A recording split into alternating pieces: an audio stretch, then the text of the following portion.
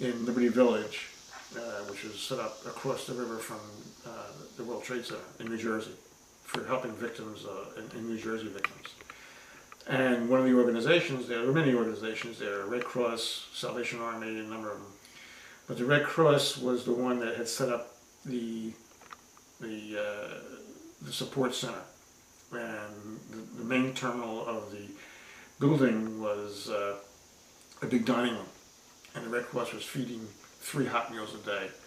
Plus they had a wall of snacks that they had set up. Snacks, so anybody could walk in any time and get something to eat.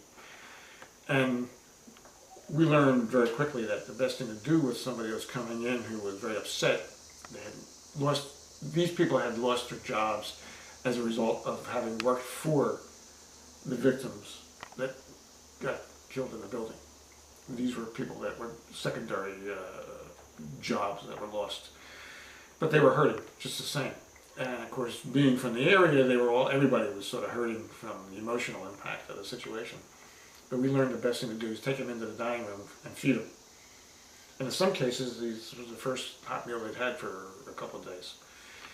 And then we would take them through the offices, and the Red Cross was feeding them, they were feeding us, all the volunteers. And there were all kinds of volunteers helping out, and state police and all over the place, and Red Cross was taking care of all of us. And they also were supporting, they were also providing psychological support. And so when we were talking with a victim and sitting there with them while they were eating, there would be a Red Cross person close by, keeping an eye on all of us. And they would come over with, that Beanie Babies were a hot thing at the time. And if there were kids involved, they would come over and give the kids a Beanie Baby. And sometimes, it was, it was November, so it's getting close to Christmas, so a lot of times that would be their Christmas present.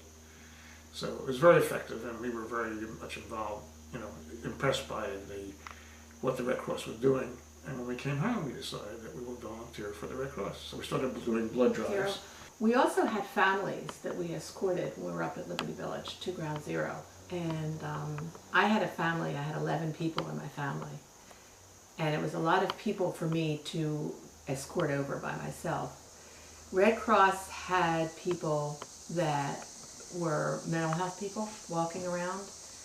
And the way you would recognize them was they had a paper clip on their badge. And we called them clips. That's how we could recognize them, so that they, were obvious to us, but not to anybody else.